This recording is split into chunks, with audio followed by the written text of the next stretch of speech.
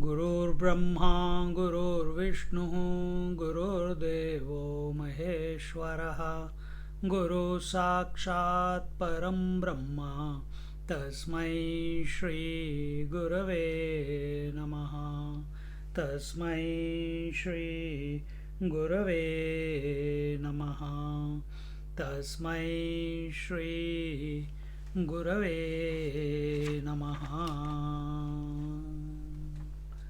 We are in Jnaneshwari, chapter 18, verse number 17, and verse number 17 goes,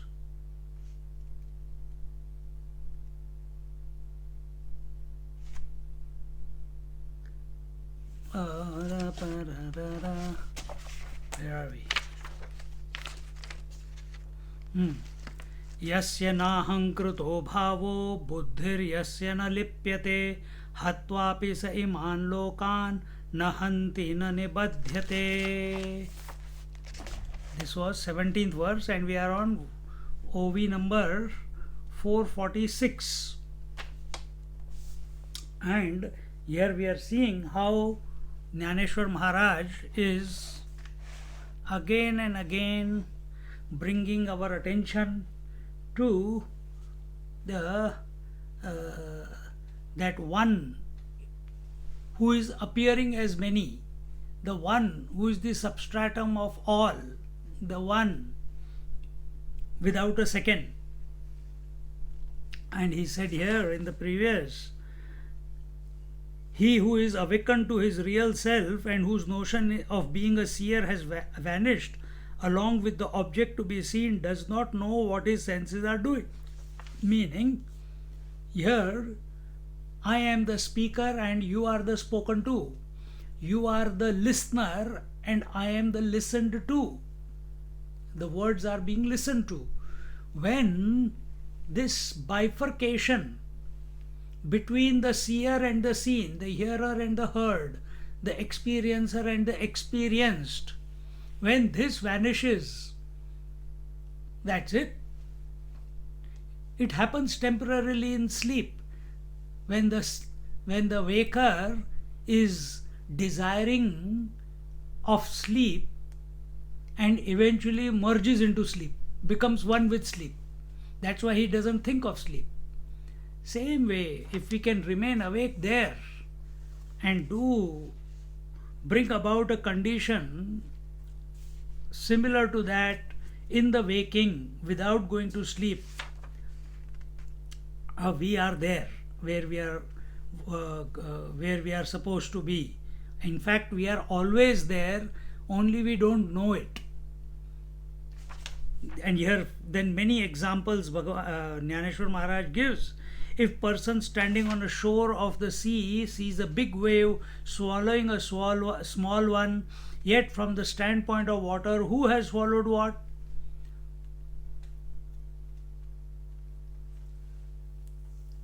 Who has swallowed what? Just as if your tongue is bitten by the teeth, who has bitten whom? I have bitten myself. So there is no anger, there is no revengeful attitude. The same teeth go and then massage the tongue and bring it back to normal. Is this the feeling that we have towards the entire creation? Towards that mosquito, towards that spider, towards that person, towards the wife, towards the children, towards the husband, towards the parents, everyone, towards the boss. We must have this attitude, this poise from where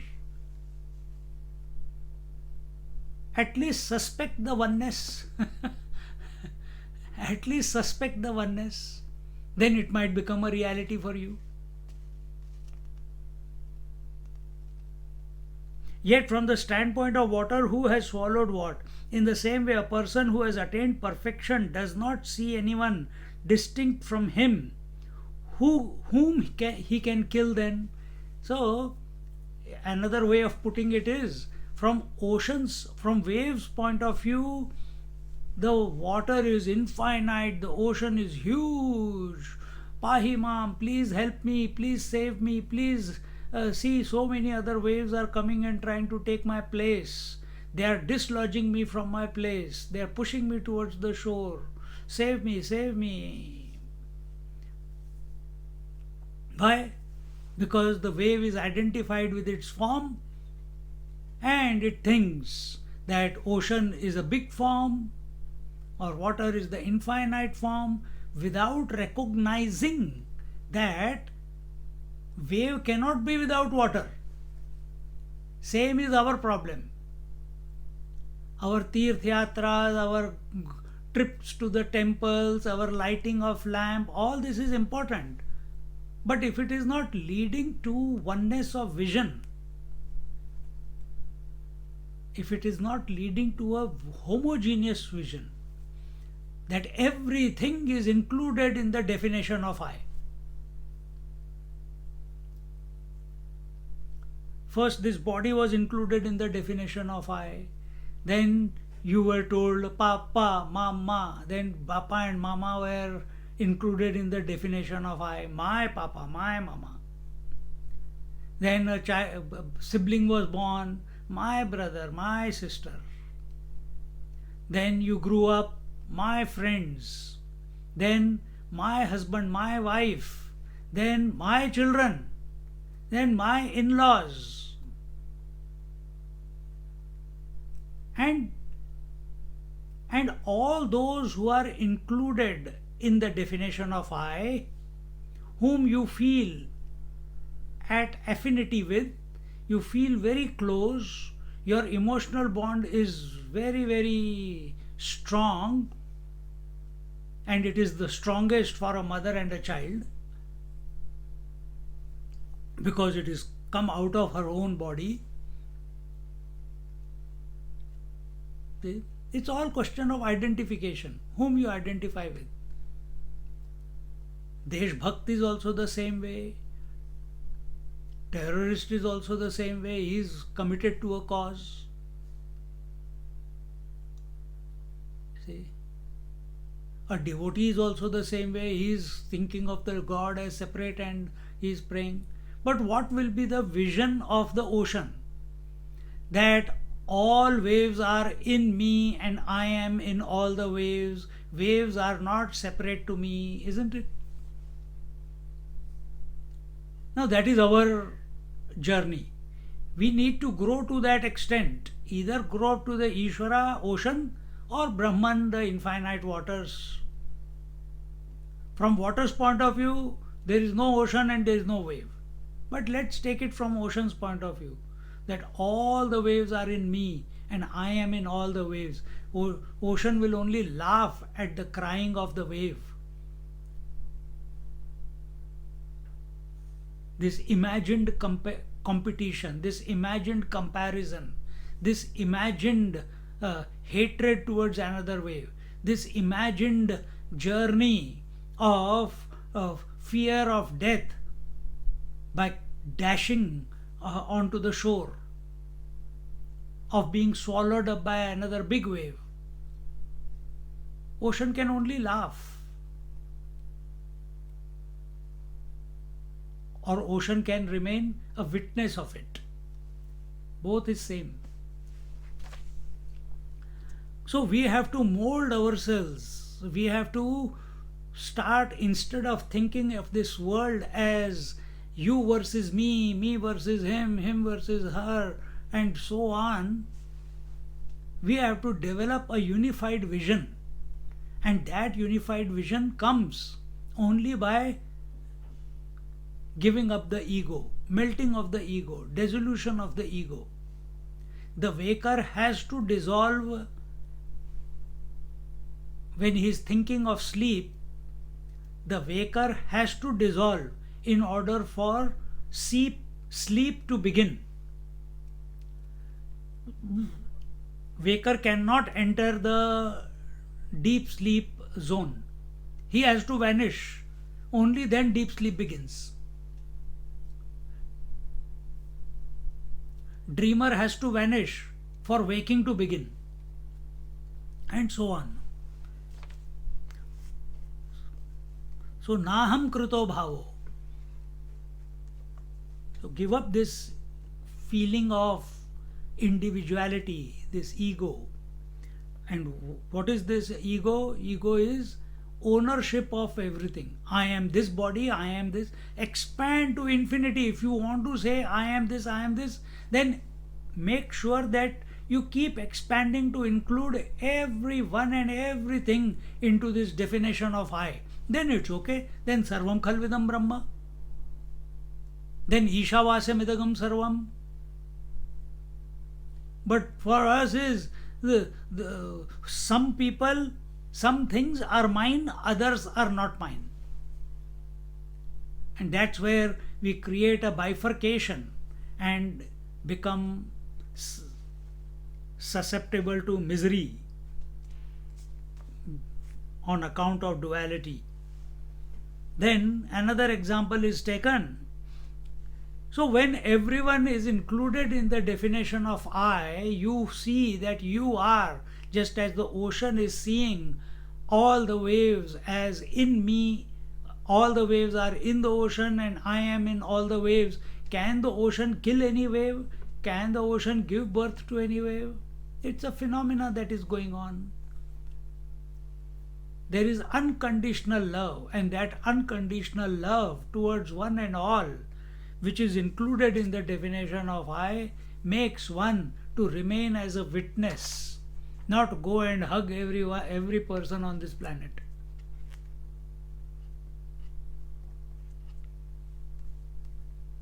Even if a devotee sees the gold idol of the goddess Durga killing the gold idol of a buffalo demon with a three-pointed gold spear, in reality the idols and the spear are only pure gold. So Durga Mata, along with her spear, along with the lion she is sitting on, is made up of gold. That demon, who is the negative person, who commits atrocities, he is also made up of gold. So what is the common denominator? But our focus is on the form. So we have to, while looking at the form, we have to cultivate such a vision that we are available to the substratum. Just like we are available to the gold among these three, the demon, the spear and the goddess Durga. We are available to the water while looking at the wave and the ocean. We are available to the mud when looking at the various spots. See? We are available to the thread, cotton, while looking at a cloth. So, when we are looking at this whole creation, are we available to that common denominator? What is that common denominator? Is it earth, water, fire, air, space? Yes, you can begin from wherever. Is it the mind or is it the consciousness? And and as we come closer to the conscious principle, to that extent the ego, the individuality will dissolve. Now 444, 6th verse. Where are we? 446th. पैचित्रीचे जळ हुताशु तो दृष्टीचाची आभासु पटी आगी बोलांशु दोन्ही नाही मुक्ताचे देह तैसे हालत संस्कार वशे ते देखोनी लोक पिसे करता म्हणती, आणि तया करणे या आतू घडोतीही लोका घातू, परितेने केला हे मातू बोलो नये, अगा अंधारुची देखावा तेजे, मग तो फेडी हे बोलिजे, तैसे ज्ञानिया नाही दुजे, जे तो मारी, म्हणवनी नया तयाची बुद्धी, नेणे पाप पुण्याची गंधी, गंगा मीनलिया नदी, विटाळू जैसा. He says, again in a painting, the fire and water appear as if they are real, but there is neither real fire nor moisture. A beautiful painting. Why painting? Nowadays we are in modern age, so TV screen. We are seeing the people, we are feeling the emotions, we are seeing the water flowing, rain falling, volcano erupting, but actually nothing is happening. So what is that? Don't take it to be real. Just as on the screen of the TV, the screen is the reality and everything else is only an imagination and a projection on that screen, and that projection exists in its own absence. Exactly the same way, the entire creation of waking, dream, deep sleep and samadhi is a projection on the screen of the mind. That screen of the mind is nothing but consciousness, on which all these things are being projected. And what is projection? That which appears but is not.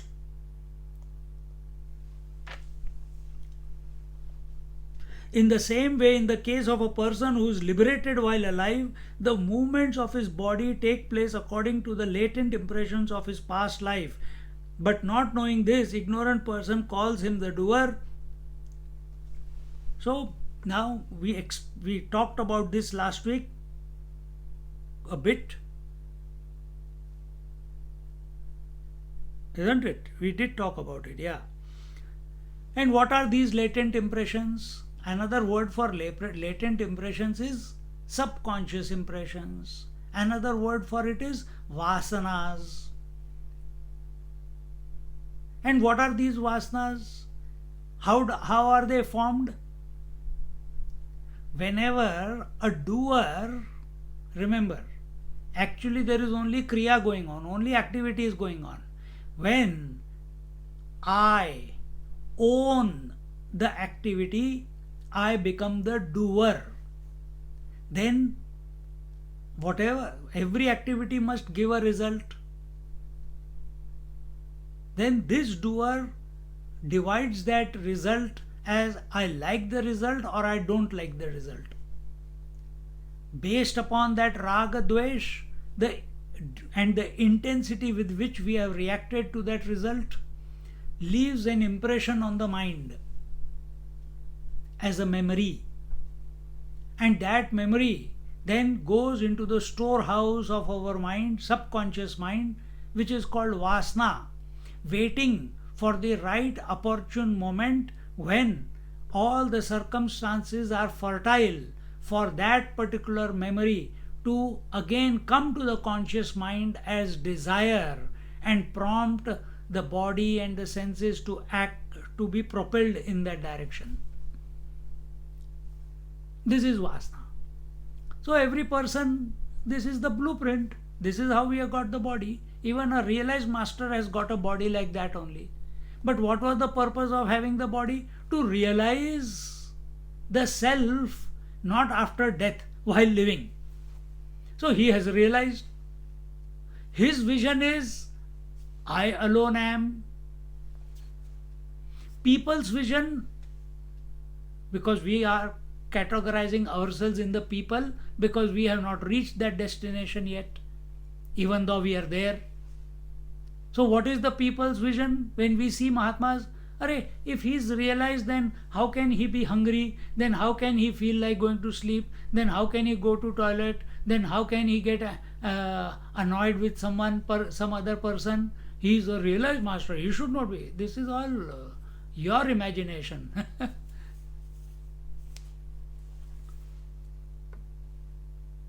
So what we see as a Mahatma in a particular body and his body functioning in a particular way is because of the vasanas, is because of the impressions. Which impressions? Again, the vasanas, they are divided into three parts. First is Sanchit karma, Prarabdha karma, and Agami karma. Sanchit karma are accumulated vasanas, accumulated bank balance of impressions. Agami karma are those impressions which you are going to collect. Maybe after this lecture something hangs on. And Prarabdha is because of which out of that blank balance you withdrew some. And what was that withdrawal? This body. So this body came into existence. And how long will this body go? As long as the momentum is there for this body to continue. How long will the arrow shot from a bow will continue? The example Jnaneshwar Maharaj took, that arrow has been left, it reaches its target. After piercing the target, it continues moving on because there is still momentum in it. Similarly, this arrow called the body, which has left, which came into existence, it reached its purpose in a Mahatma. What is that? It reached, the arrow pierced the target of self-realization. Because it is not the body which is going to attain self-realization, it is the conscious principle within the body. The Jivatma has realized that he is of the nature of Paramatma. But just as the arrow continues on the journey till the speed, the momentum is over and then it drops down. Same way, the body of the Mahatma also will eventually drop down. And whatever is happening, we saw in 3-4 verses before, all the karma, all the activity is not prompted by the conscious principle. All the activity is prompted by the 5 causes. What were they? Body, ego, the agent, the senses, the devatas, the effort, and there was one more, if someone can remind. Swamiji. Huh? Pranas. Pranas. So these 5 are the causes, and they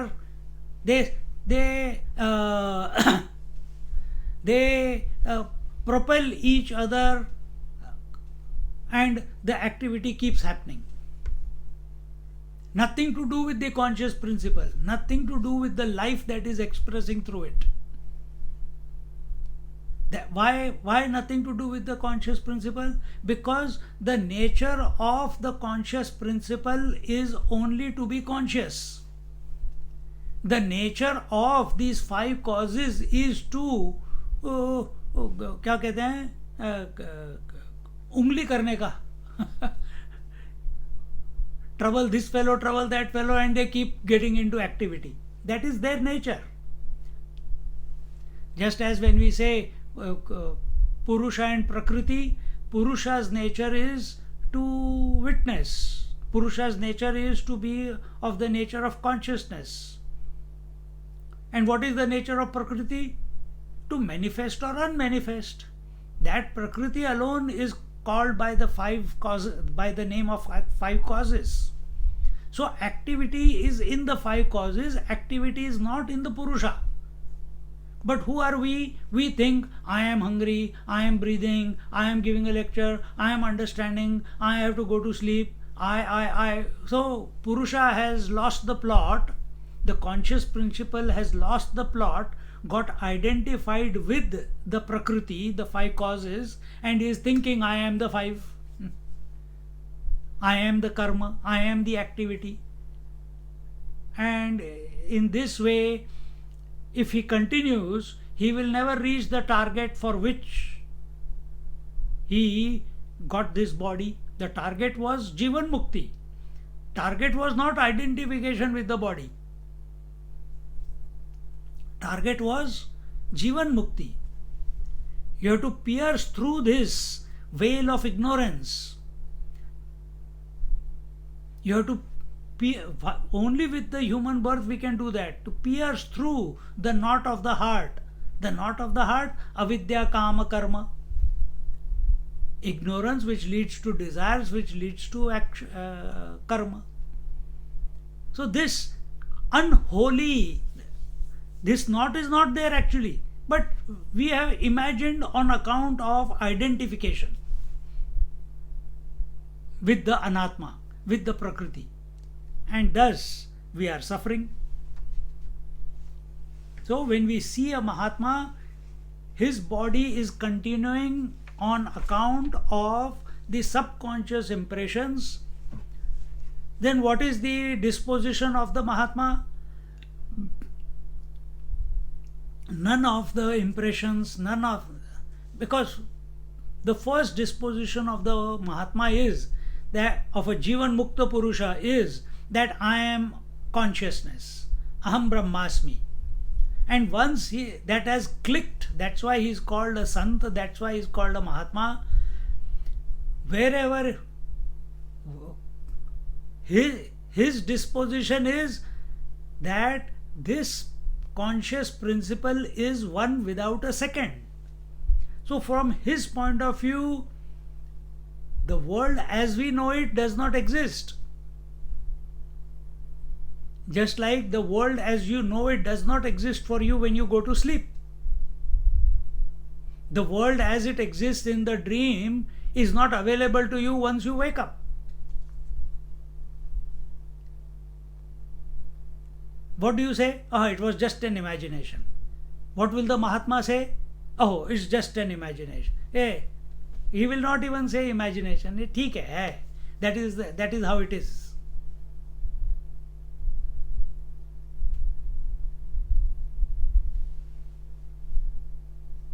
What is the transformation that has taken place in a woman when she has put a Jaymala around her husband? From that moment, and the Sindoor and the Mangal Sutra, from that moment onwards, these are only objects. But the moment they are placed on her, from that moment onward, she starts thinking, I am Mrs. So and so.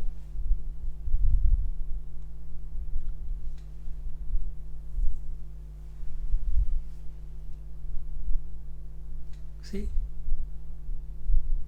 I am Mrs. So and so. What transformed? How did the vision change?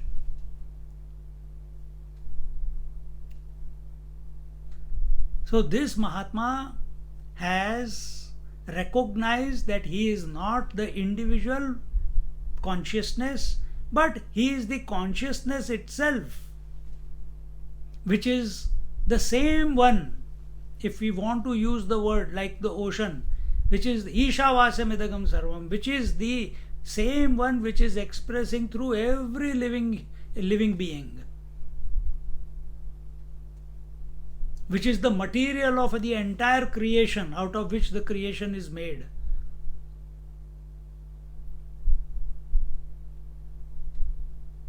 Just like you feel, tongue also you are, teeth also you are, finger also you are, eye also you are. Therefore no animosity, only love.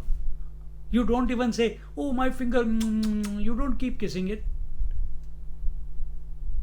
Just acceptance, unconditional acceptance that all these different limbs of the body is me. Imagine that feeling, the entire infinite universe is me, is included in the definition of I, which I was telling before. But the ignorant persons call him the doer. They call him that, oh look, I don't think he is a Mahatma, I don't think he is a realized person. See how angry he gets, see how he is creating a racket.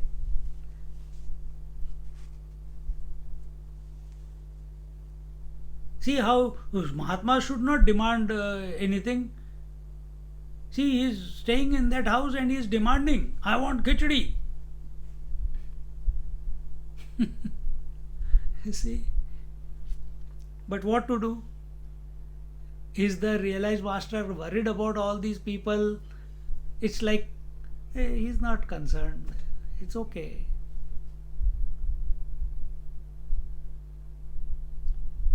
But then if his natural actions lead to the destruction of the world, one should never say that he has caused it. But then if his natural actions, he is not prompting it, he is not instigating it, just as in the case of Krishna Bhagwan.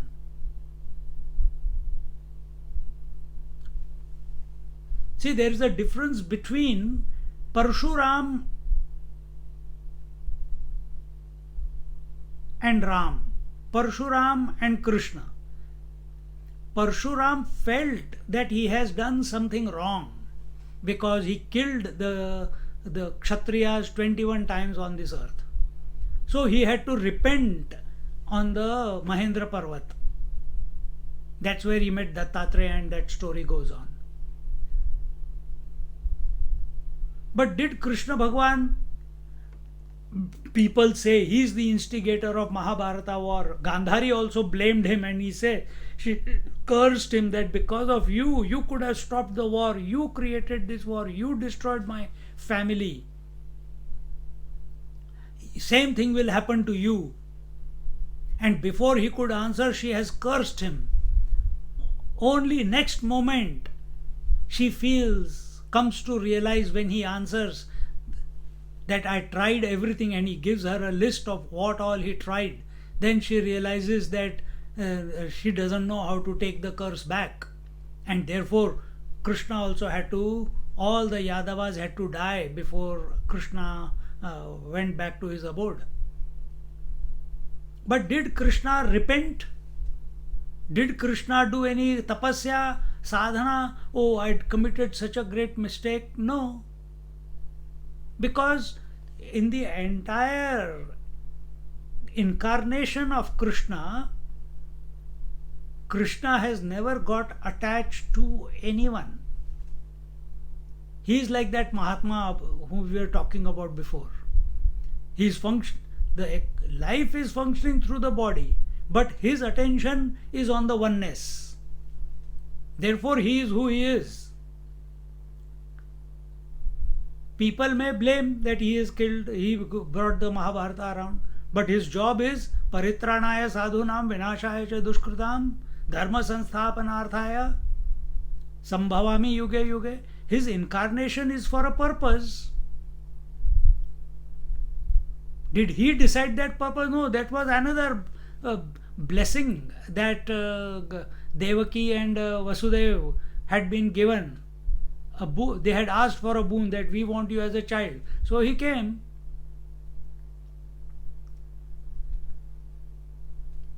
Did he say that I will come? No, they asked. See? So having taken the incarnation, you are also an incarnation. Every one of you is an incarnation. Then what are you here for? Are you following the rule? Paritranaya sadhunam vinashaya cha dushkritam dharma sansthapanarthaya sambhavami yuge yuge. Are you living up to that ideal?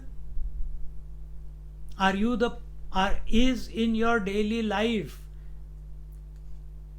you are a witness, or if you are an individual, even if you are an individual, are you moving towards that? Paritrana, saving the good people. Vinashaya cha dushkritam, taking positive action against the bad people. Are you instrumental in re-establishing the dharma, the Sanatana dharma, the Sanatana lifestyle, The Sanatana thought itself says Vasudhaiva Kutumbakam. There is no animosity. Let's live and let live. Not convert and then live. And if you don't convert, kill. Is that our Sanskriti? No. And how will it be possible for you to practice paritranaya sadhunam vinashaya cha dushkratam? Realize yourself within this lifetime. Then it will automatically happen. Because the nature of the self is to be that. That is why we are here. In whichever way, whatever small way we don't know what the blueprint of this body is.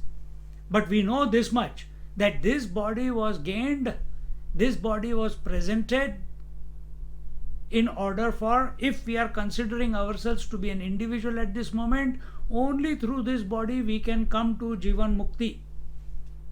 While living, not after death. While living. Last breath also is okay, but prefer, who knows what will happen at last breath. Better know beforehand. See? So ignorant people will keep saying something or the other, and it's okay. They can keep saying it. Jarasandha was against Krishna, Kans was against Krishna. From childhood, so many Rakshasas were sent to him.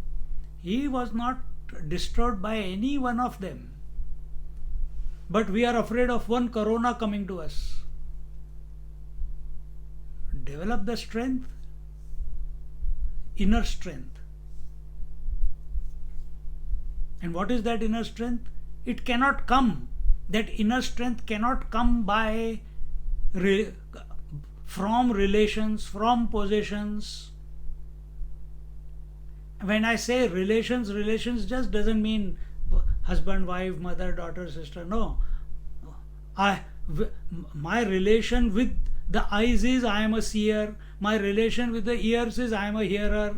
My relation with the mind is I am a thinker. This is also relationship. Get out of all this. Let it happen. You remain the constant one. You remain as the essence, the pure consciousness. Can the sun say that it will dispel the darkness after seeing it?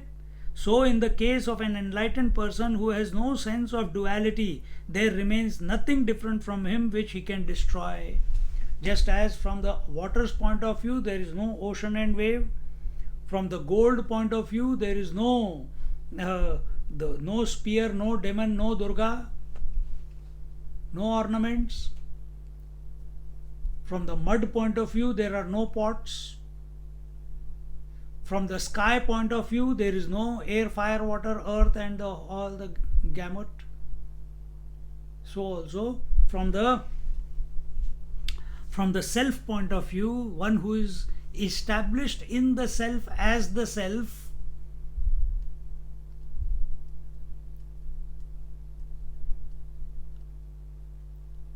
it is a natural disposition that there is no duality available to him. Just like in the sun, day and night are not available to the sun. Sun does not know what is day and the sun does not know what is night.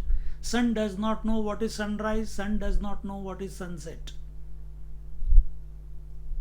Similarly, this realized master, this Mahatma, who is established in the self, he does not know what duality is. Duality is what is this, that is this world. So he doesn't see world as a world. Then what does he see? He sees the self everywhere. We can't even use the word everywhere because that will mean space.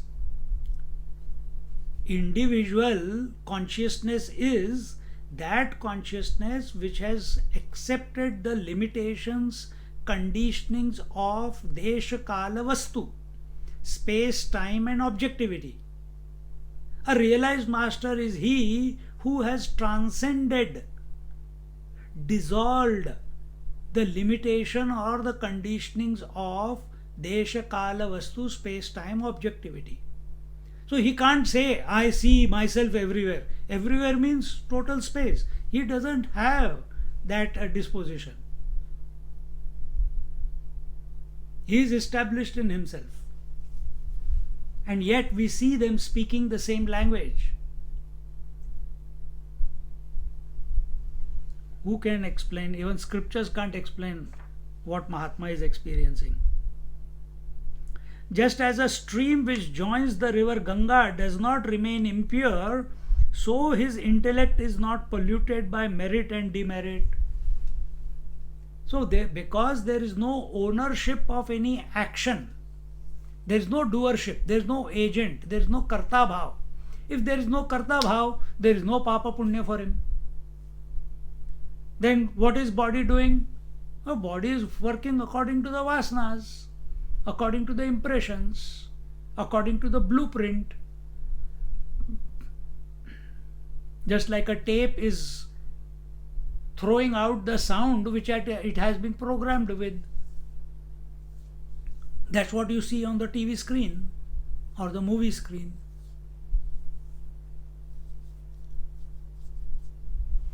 Just as an actor acting on a stage is telling dialogues, I will kill you, I will do this, I'll put you in jail. All those are programmed dialogues. But he knows he is someone else. Therefore, he performs the role best way, and that's it. Mahatma, he knows who he is. He allows the equipment to function the way it is, because now he is not only this body. He has discovered that he is the one who is expressing through all the bodies.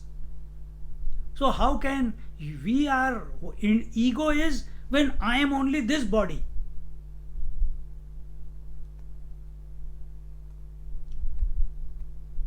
See, there are three stages: individual, total and infinite.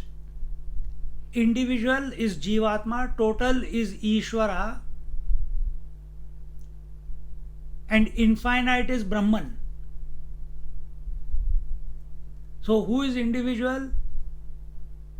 Individual is he who is enslaved by the conditionings of Desha, Kala, Vastu, who is a slave of his senses, is a slave of his mind, he is a slave of waking dream, deep sleep, he is slave of every damn thing. Who is Ishvara? In other words, Jiva is slave of Prakriti. He celebrates his birthday, he cries when someone dies. Who is Ishvara? Who is the master of Prakriti? So he knows he is the material and he is the creator of the whole creation. Nothing is outside of him. So no elation and no sadness. And who is the infinite Brahman? From Brahman's point of view, the duality of Jeev and Ishvara, this also stands null and void, because water is the substratum on which the individuality and the totality are imagined. So where are individuality and totality imagined? In the mind. So either mind can remain as an individual ego, or it can become the total ego. The total ego is Ishvara. But there is a difference. It is that ego which includes everything within its definition. And thus, as a result of that, transcends the limitations. The journey is there. And when we are talking about sun not affected by, just as sun does not know what is day and night, that will be the position of the Brahman. And similar is the position of Ishvara also. But we are so used to thinking of Ishvara as coming on the Garuda and Gajendra Moksha and Krishna Avatar. So we are not doing correct justice to that Ishvara. We want to imagine him the way we are having a relationship with him. It's okay.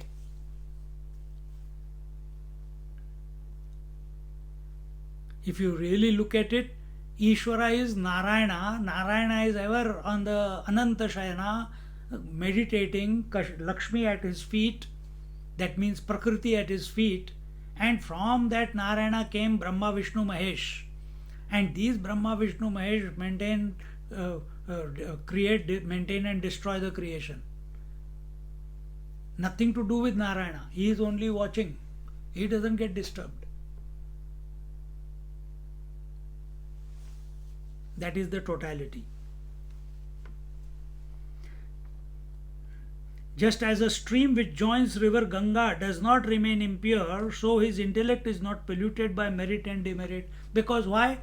The mind which was seeking the pure consciousness realized that it is pure consciousness. Remember, Uddharet Atmanatmanam Natmanam Avasadayet.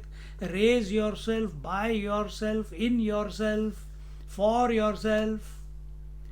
So where is the seeker? How does the seeker address himself? I. Where is this I? This I thought is coming in the intellect. It's the individuality. It's in the mind. Mana Buddhi Chitta Hankar is in the mind.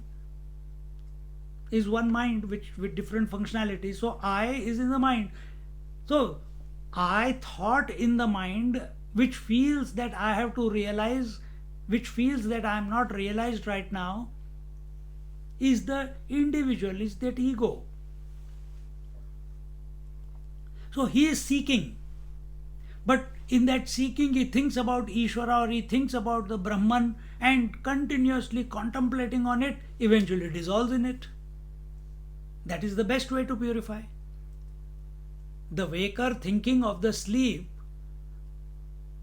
all he is doing is thinking of sleep intensely.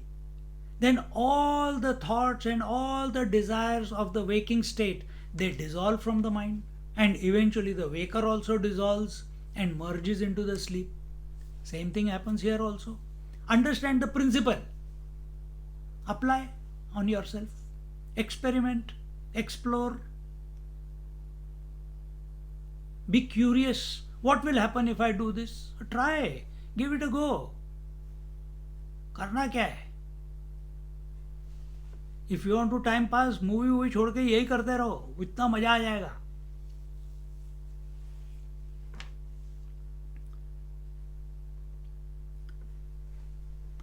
And where there is no doership, where there is no karta bhav, there is no papa punya.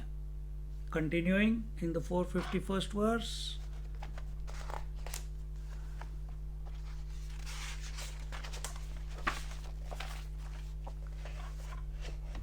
आगीसी आगी झगट लिया काय पोढ़े धनंजया किम शस्त्र रूपे अपणया आपणया आपणची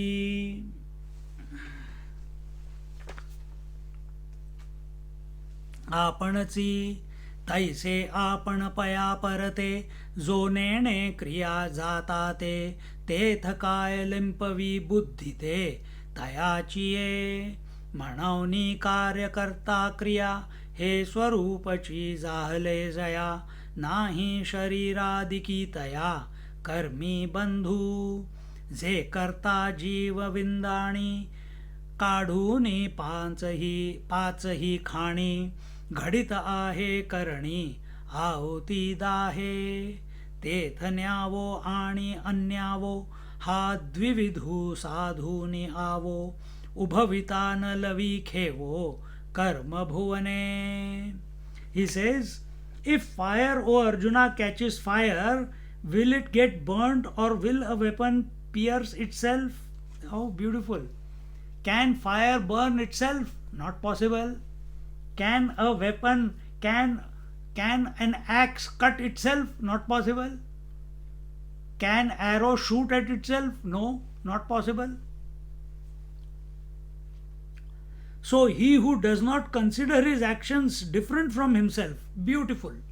Where is activity possible?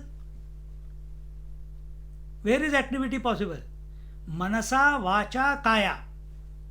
Right? Where was individuality? In the mind only. Now he has come to a disposition. We are talking about the Mahatma. He is not considering that the conscious is other than the activity. So, which means a recognition that activity is pervaded by the pure consciousness. Activity cannot happen in the absence of consciousness. In the manner that ornament cannot exist independently of gold. Wave cannot exist independently of water. Activity at the five causal level, causes, cannot, or in Prakriti, cannot exist independently of the conscious principle. So just as a wave, you are touching the wave, tasting the wave, smelling the wave, feeling the wave. What do you touch, feel, taste a wave? Or do you experience water? You experience water, isn't it? With your five senses. But you call it a wave. Exactly the same way. What you are experiencing all around you is the pure consciousness, but because of incomplete knowledge, as Jnaneshwara Maharaj says, because his definition of ignorance is incomplete knowledge, due to this incomplete knowledge, due to the agency, due to the ownership of activity, he starts projecting. Just like when we touch a wave, we are touching water, but calling it a wave. Same way, everything in this creation is nothing but the pure consciousness, because that is the truth. That is the reality. You cannot have two realities. Oh, I want to realize that reality which is of conscious nature. I don't like this reality which is of the nature of the world. Nature of the world is not real. It is because it is changing. It is ephemeral. It is continuously being born and dying. So that which is coming and going can only be a projection. It is mithya. Mithya means that which appears in its own absence. Just like that movie on the TV screen. The TV screen is allowing the emotions, the colors, the forms, the space, air, fire, water, earth, the depth, the time, the birth, the death, the past, the future, everything to be expressed without becoming anything. Same is this consciousness also. Same is the disposition of the water also. Water allows the expression of the ocean, which is very deep, wave which is very shallow and temporary. But water is neither in love with the ocean nor giving validity to the wave. From water's point of view, I alone am, ekameva dvitiya.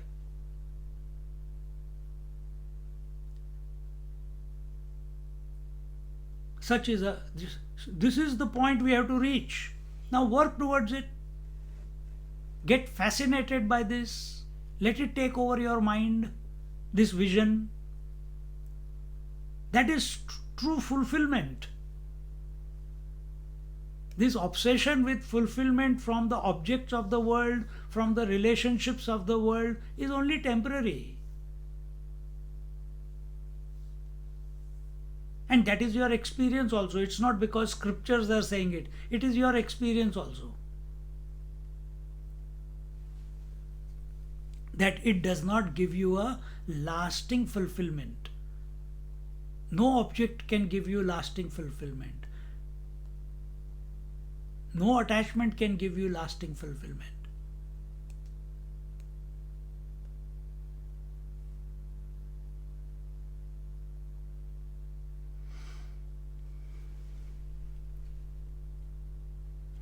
So he who does not consider his actions different from himself. What is the activity of the sun? Heat and light. That is his potentiality. Does the sun see the potentiality of heat and light? That is, those are his qualities, those are his attributes. Does he see them as separate to himself? Not possible. Now we are taking one step further. Remember Jiva, then we came to Ishvara. Now we are coming one step, then we came to the one without a second. Now from one without a second we are looking at Jiva and Ishvara and the Jagat. Does he see them as separate? No. They are only his effulgence. He doesn't see. And that which is your nature, you don't know it as separate to you. The water doesn't see the wave and ocean as separate to itself. The sun does not see the heat and light as separate to itself. That is his potentiality. The potentiality in the water is the ocean and the wave. The potentiality within you is what? The mind. So first we remove the mind from the world and focus it on the conscious principle. And then once we have reached the conscious principle, we look back. Then we don't initially witnessing. As long as you are witnessing, you are seeing the world as separate and not getting disturbed by it.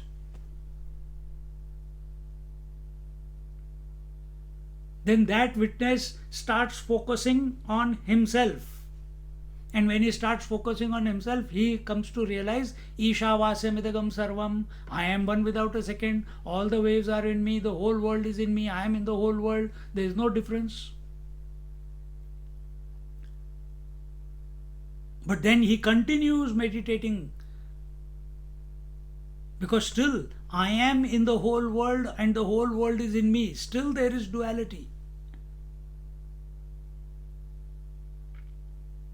Then he comes to realize that he is the one without a second, because Ishvara by nature knows his essential self.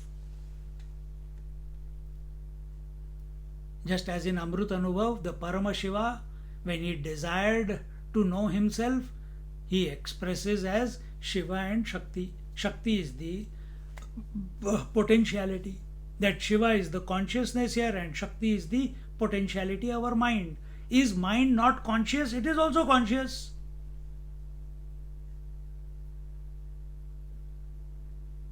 But what is the difference between conscious principle and conscious mind?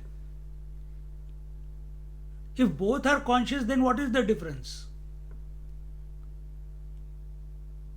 In the mind or in the consciousness of mind is also nothing but consciousness with thoughts, consciousness with errors, consciousness with imaginations, consciousness with impurity of otherness. That is mind.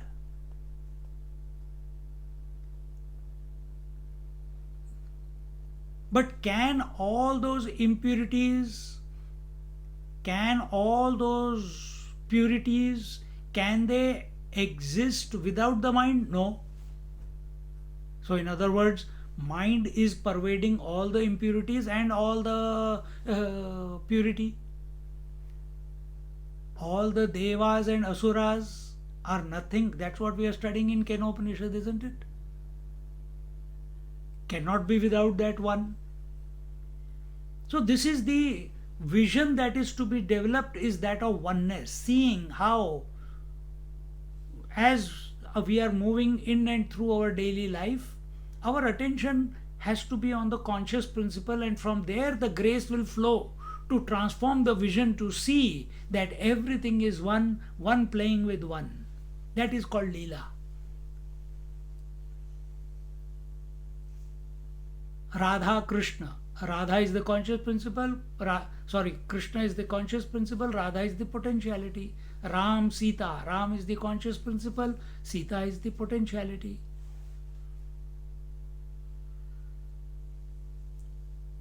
And this is the eternal phenomena going on. This is the eternal phenomena going on.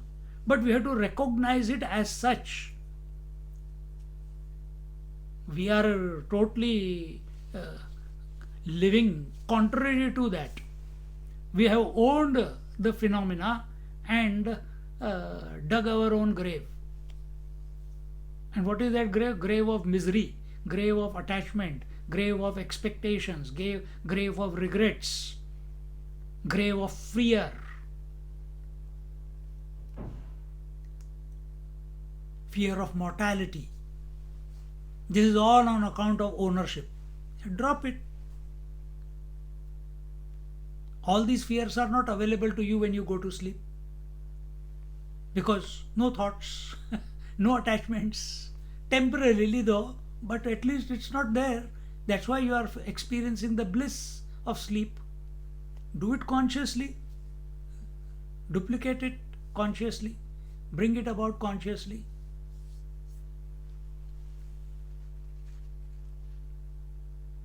Since he has become, so he does not consider his actions different from himself, how can he be polluted by it?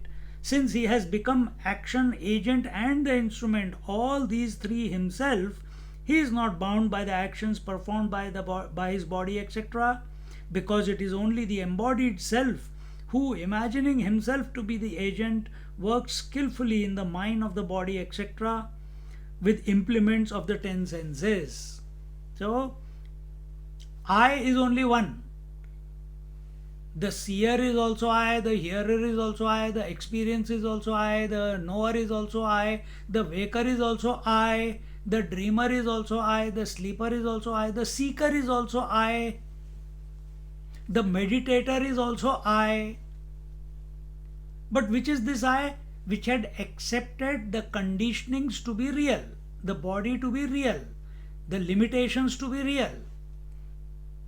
Now this I has dissolved, and in its place the experience, less experience. What is that? The infinite I has started. He has rediscovered himself to be the infinite I by surrendering at the altar of the divine, by contemplation. See? So now body is still seeing, ears are still hearing, mind is still thinking, legs are still walking. But when there was identification, when the legs were walking, there was a walker. When eye was seeing, there was a seer. When mind was thinking, there was a thinker. Now everything is going on, but there is no walker, there is no seer, there is no thinker, there is no experiencer, because there is no agent. Instead, there is this infinite one, the infinite consciousness, which is all inclusive. And in that inclusivity, remember, the mind, how does a thought come about? Subject, object, and instrument of knowledge.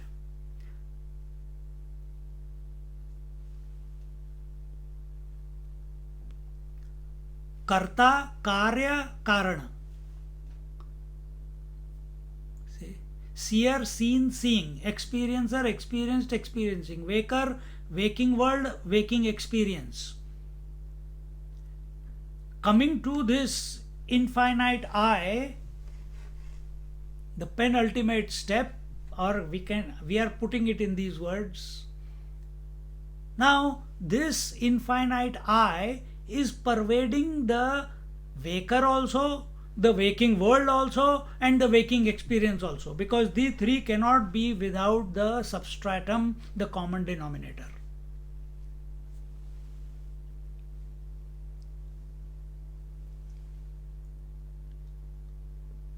So duality cannot express without its without the essence, without the constant.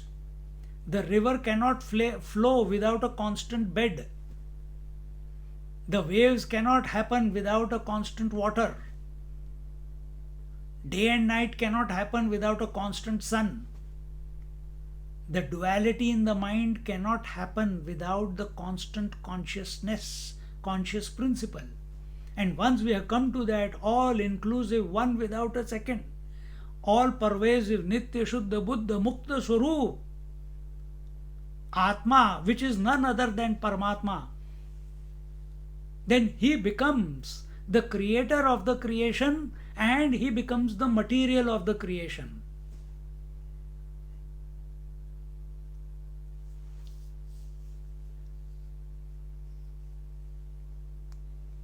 All you don't try to by heart what I am saying, only appreciate.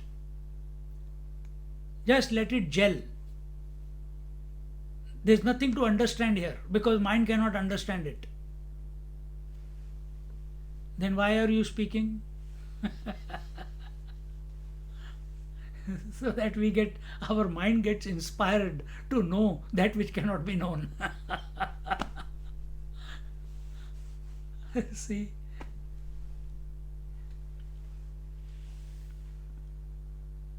These are conclusionless contemplations.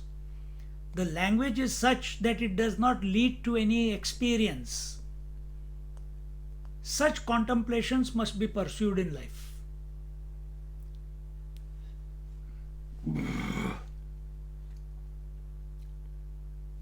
He raises in a moment mansions of works after fixing the boundaries of justice and injustice. Meaning there is nothing impossible for such a person, just like nothing is impossible for the Ishvara. He can create the worlds, he can destroy the worlds if he wants, without any feeling of guilt. Because there is no doership, because it is going, if it's meant to happen, it will happen. Therefore, sometimes Mahatmas, if a devotee, they don't have any wish, but if someone says, oh, Gurudev was there in Siddhabadi and they were having an outdoor retreat in the ashram and there was no chappar. So they said, oh Swamiji, you are saying that we should have it outside, but it's raining. He says, wait, it's raining. But now we have already decided that we want to do the retreat outside, the lecture outside. Okay, wait for half an hour, it will clear up. And lo behold, in half an hour, the cloudy sky, the rainy clouds, all of them went away. Wonderful sun. They had the satsang over. They took everything inside and it started raining again.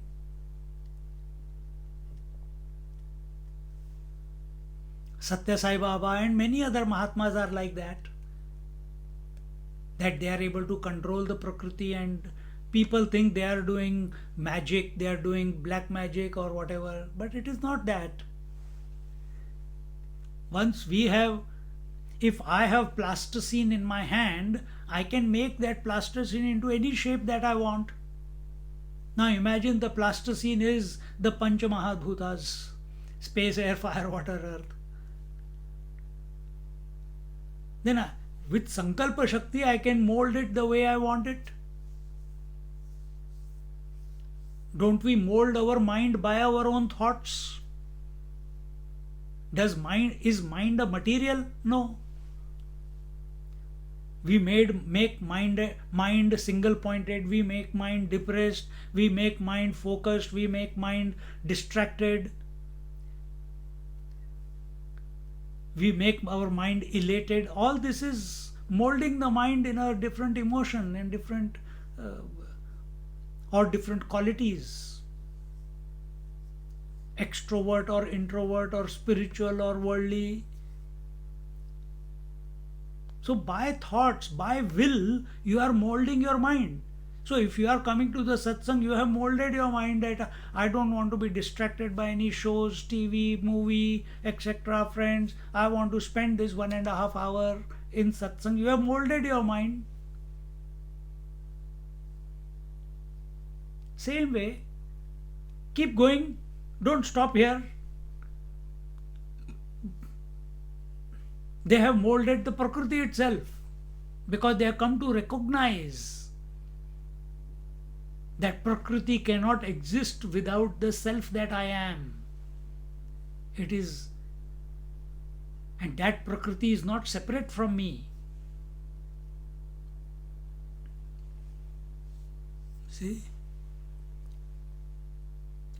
456th.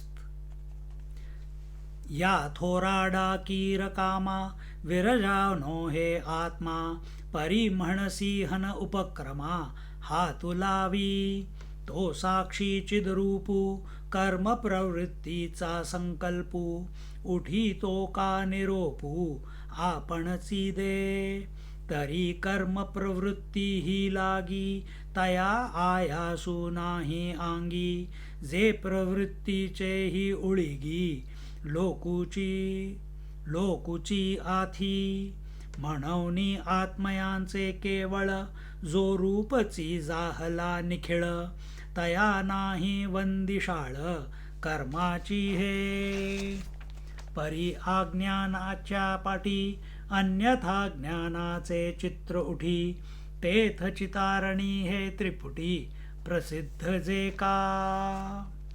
He says, but the self plays no role in this great work. Remember, activity is at the Prakriti level. Activity is prompted by the vasanas. Prakriti is active, is the nature of activity, is the nature of Prakriti. What is Prakriti? Everything other than the conscious principle is Prakriti. Pancha Mahabhutas, space, air, fire, water, earth, the five bodies, the Annamaya, Pranmaya, Manomaya, Vijnanmaya, Anandmaya Kosh, the Pancha Pranas, the Mana Buddhi Chitta Ahankar, mind, intellect, memory and ego.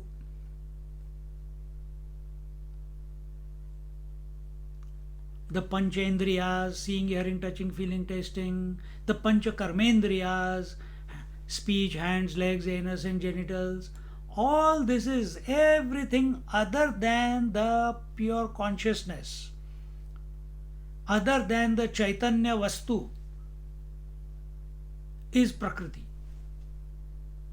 And activity, movement, speed, movement meaning going from point A to point B. Wave can go from point A to point B. Can water go from point A to point B? Water is everywhere. Where will it go?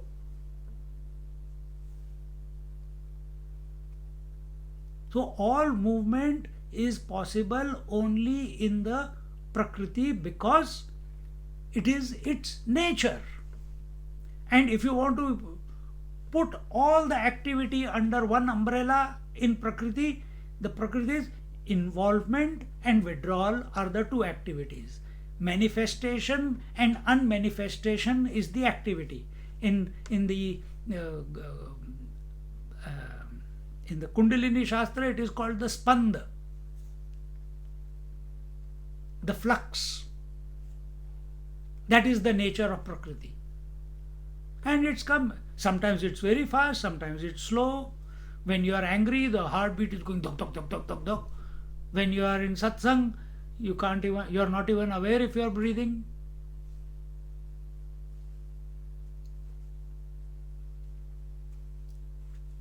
But the self plays no role in this great work.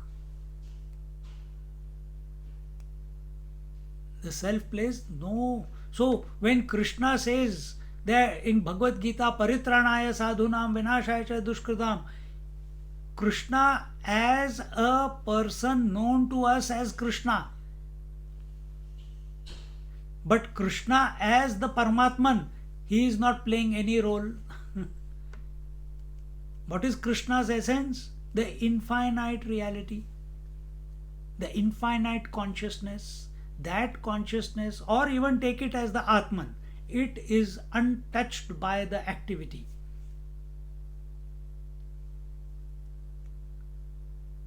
So how come Krishna, he was programmed, he came with that program. He came with that program. Ramchandra ji came with that program because of some boon or because of some sharp, some curse.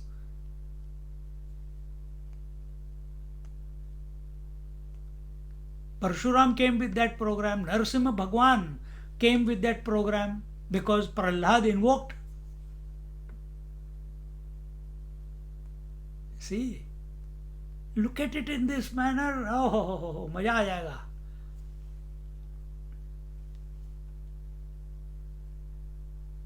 And you can pray to the Lord. You can pray. Mahatmas were also born like us. They changed their program while living. They oriented their mind towards the infinite while living. They realized the infinite. They came to recognize that they were living in a fool's world before. Yahoo! This is my true nature. Aham sarvam khalvidam brahma. For that, then we require a constant abhyas, a constant application towards these type of thoughts which make us rise within ourselves. We are not talking about a rising of the mind. That is consequential. It will happen anyway. You raise in your disposition, be clear. Who are you as I? Are you I as the virtual? Are you I as the body? Are you the I as the Ishvara, or are you the I as the infinite one? Which one are you? Be aware of this one in and through 24 hours. Transformation has to happen. There is no choice. If you go close to the fire, cold has to go. No choice. So if we are thinking about the true nature of the self, then the unwanted, the anatma has to leave us. When we think about the sleep, then the thoughts of the day have to leave us. We don't leave them, they leave us. They leave our mind. They become impotent to disturb us. They get neutralized because our love for the sleep is so intense. When our love for our true nature, how we'll know what is our true nature? Either through our previous births, or through study of scriptures, or through words of Mahatmas. They remind us who we really are. Then fall in love with yourself, the true you.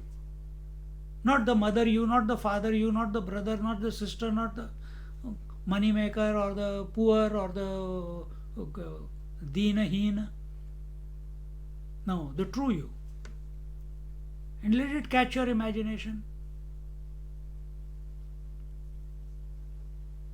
And if you say that he starts the work, that too is not the case. The self is a mere witness and his essential nature is knowledge itself.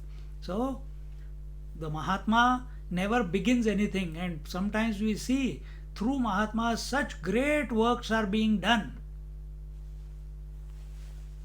Like Kali Kambliwala was there, he is the one who built the Ram Jhula, the Lakshman Jhula, and he saw that all the Mahatmas who were in Rishikesh, Haridwar, Uttarkashi, Gangotri, Yamunotri, Kedarnath, Badrinath, he travelled everywhere, he saw, and this was the Sant Bhumi. And these Sant Mahatmas, people are ridiculing them, not giving them bhiksha, not taking care. That is our culture. That if people have left their home and are in pursuit of the truth, then society has to support these type of people. That is what our Sanskriti says, Sanatan Dharma says. But people, because of the whatever the reasons, Kalyug, then so he created an entire chain of Kali Kamliwala ashrams and Annagraha throughout the Himalayas, where the sadhus, when they are traveling from, which is about 300 kilometers from Haridwar to Badrinath, that they don't go hungry anywhere, because common man was not living up to the standards that was required. So sadhu has to do something for himself then.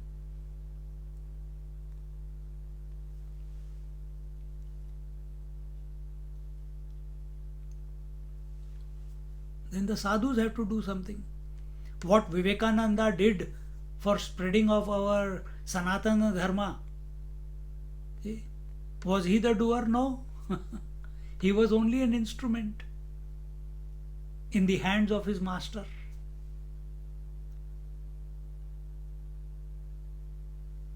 So you will read, when you read biographies of various masters, each one is different. Each one is different. Each expresses in a different manner.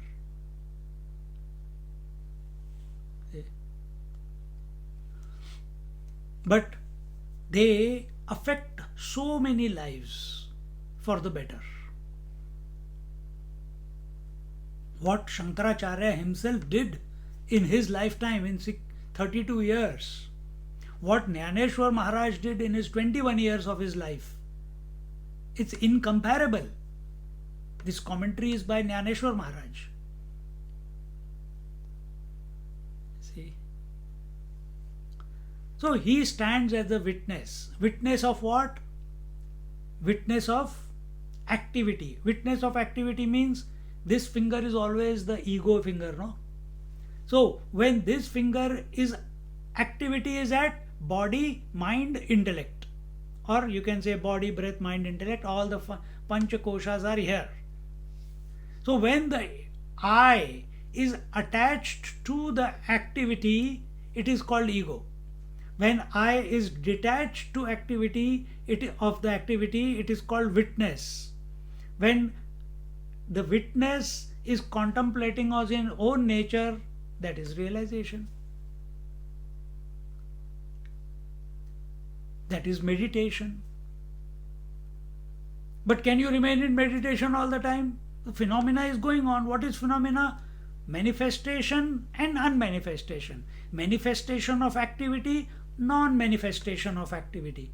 So sometimes activity becomes activated, that is called dream and waking, and other times it is unactivated, it is called deep sleep. So in our case, there is a waker when there is activity in the waking, there is a dreamer when there is activity in the dream, and the absence is called the deep sleep. But in a Mahatma, he is a witness when there is waking activity going on, he is the witness when there is dream activity going on, and he is the witness when there is no activity going on, meaning he is in meditation. Because he is awake, he is not gone to sleep. So he is ever the witness. He allows the body to go through whatever it has to go through without interfering in it. So whether that body goes through, I was looking at one video by some Shailendra Saxena, and he had interviewed Swami Sundarananda, who was the cook of Swami Tapovan Maharaj, 10 days before he left his body in Gangotri, in Haridwar, but he was buried in Gangotri. And he is telling how I left my home and came, and I was in Kashi, and I was a bhikari. People used to throw and kick, and they were disgusted even to look at me. And somehow I reached Rishikesh. Haridwar. And there someone gave me, some person said, here, take some food, and he gave me food. No, he didn't give food. He found 2 rupees on the road. In those days, 2 rupees was too much. He said, I ate so much milk and so much jalebi, I had all the energy. Then I quickly took bath, and now where to go? What is the best way? Oh, people said, go to Rishikesh. He went to Rishikesh. Again, nobody there. Kali Kamli Wala, they will not give food because you are not a sannyasi. So what to do? He was just lying there like a bhikari on the roadside, one person, and he was praying to the Lord, Om Namah Shivaya, Om Namah Shivaya. And that time one person came and he said, oh, you want to take, where have you come from? He started talking to him. He explained, he told him, he says, come, you have left your family. He said, yes, I left my family. Where? He says, somewhere down south. He says, you want to take sannyas? He says, come, I'll get. And he took him to an ashram, and the Guru Maharaj there said, tomorrow morning you come, take bath and come in the Gangaji, and I'll give you the robes. And next day he got the robes. And that same afternoon, next day when he got the robes, same afternoon he went for lunch in the same queue where he was kicked out as a beggar. Now the Kotwal there, he's, oh Mahatma Ji, please welcome, come.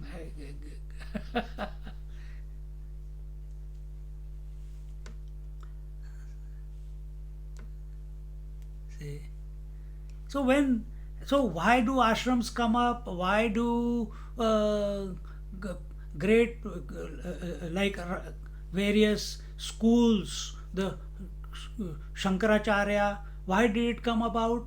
The various Pithadishwars, because society was not doing what was required to be done, which is protect the Sanatan Dharma. Why does Ramakrishna Mission come? Why does Chinmay Mission come? Why does Peshawar Mutt, this Mutt, that Mutt? Why so many different organizations?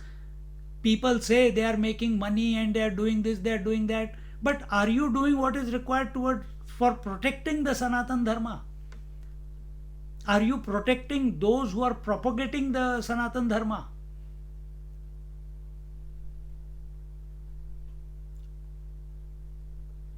See? So it's the fault of the times, no one to be blamed.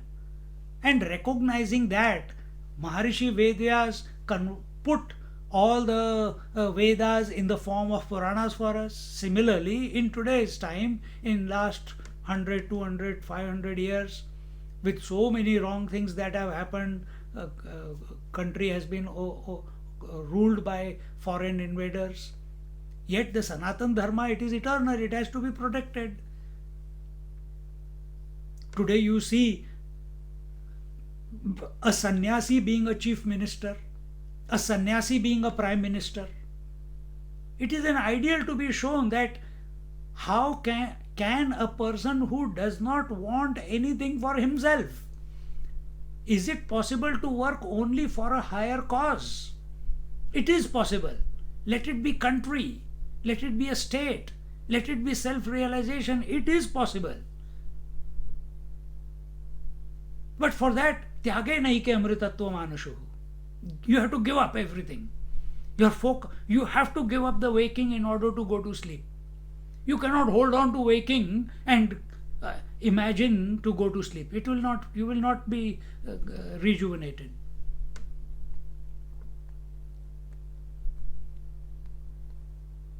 We are all in our own comfort zones. Everything is happening.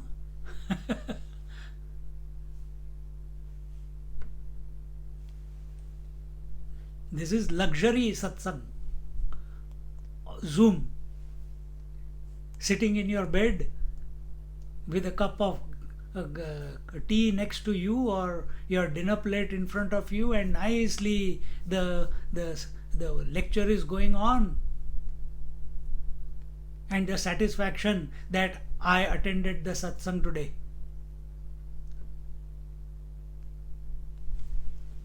Imagine how Tapon Maharaj, how Swami Shivananda, how Sundaranand, so many Mahatmas' life stories are there on the YouTube. Neem Karoli Baba, Heda Khan Baba, Even all the Shankaracharyas, what hardships they had to go through when they were in order to become Shankaracharyas. We are doing it in 5-star spirituality, It's okay, it's there that way. Ramchandraji also did 5-star way. But when he went to Gurukul, he lived along with the sage Vashishta and his wife Arundhati and in the ashram.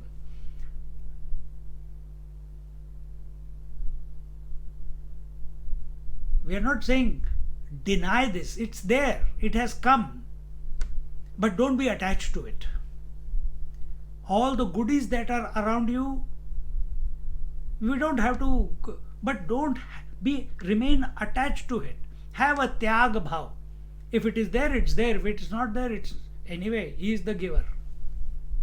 He is the giver. He is the taker. I'm not fussed whether it is there or not there. I'm fussed on what is always there, and that is the Paramatma. The self is the mere witness of, and his essential nature is knowledge itself. So how do you think that he gives his approval to the desire for activity? The activity which holds the people in its grip does not affect the self. The witness is untouched by the activity, and therefore samatvam yoga uchyate. The word samatvam, sama, is used so many times in Bhagavad Gita. Remain equanimous, remain a witness, remain untouched, stand apart from all the activity. Sukha dukkha same krutva labha labho jaya jayo tato yuddhaya yudhyasva. Means go through the war of life. Life is a war only. Moving through this world.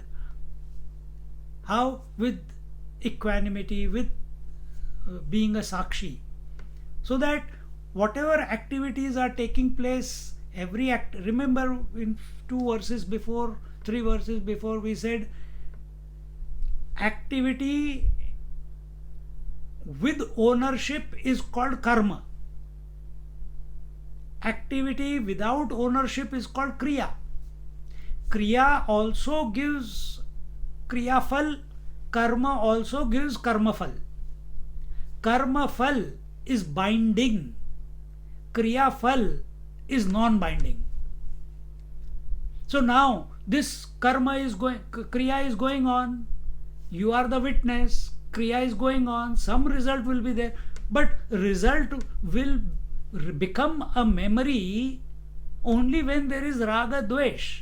But if there is no agent, there is no karta, there is no owner of the activity, then the activity comes, hey, someone to take me, nobody, it goes. From where it came, from where? Not nowhere.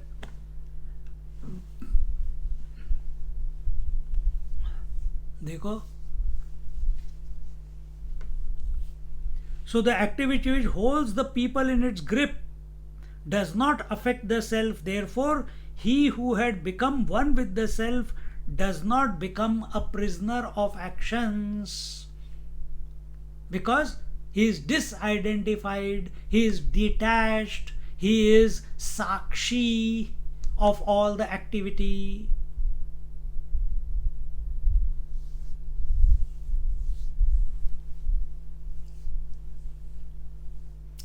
But the picture of false knowledge is painted on the canvas of ignorance as a result of the famous threefold cause. Threefold cause?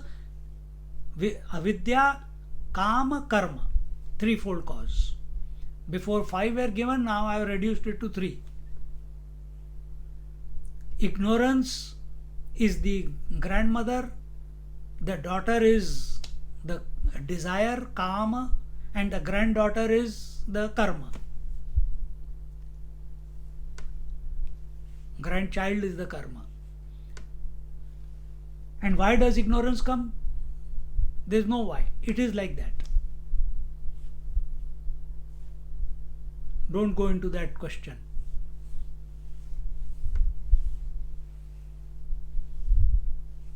So this entire avidya kama karma or kama and karma is a projection on the screen of ignorance. So on the screen of the TV, which is black, which is nothing, which is zero, with no pictures, no space, no air, no fire, no water, nothing, on that everything is projected, appears to be real, but actually nothing is happening. So what is this life? Exactly the same way. On the screen of ignorance, why did that come about? Because you didn't recognize who you are. Oh, but I don't know, I was born like this. Okay, now we know. Recognize that if you are attached, which means you have accepted, you have taken the ownership of the body, ownership of the activities. Now you have to detach. And that's why in the childhood this knowledge was imparted to the children. That was our Sanatan Dharma. Not when we are ready to die. That means when we are towards the end of our life. Towards the end of our life, it's very difficult to displace the impressions that we have created in this lifetime. By grace, it may happen to some, but it will happen if we have lived an alert life throughout. If you have known what the purpose of life is, you have jumped into the Grahastha life, you have lived the Grahastha life without attachment, then when Vanaprastha came, when the children were grown up, you remember, hey, now the opportunity has come. They are grown up, they are free, now I can jump into the spirituality completely. So you take to Vanaprastha, live an independent life, taking full responsibility for your not dependent on anyone, continuously remembering. Now because you were alert throughout your life, now you increase the intensity of that alertness towards the self. Because before duties were there, school, university, this, that, now everything, okay, now I will live at the mercy of the Lord, only remembering His name. Then automatically the sannyasa vritti comes, the sannyasa disposition comes. Sannyas is not because now I have taken Vanaprastha, now please give me the cloth and I will get food. That is pathetic. That is not sannyas.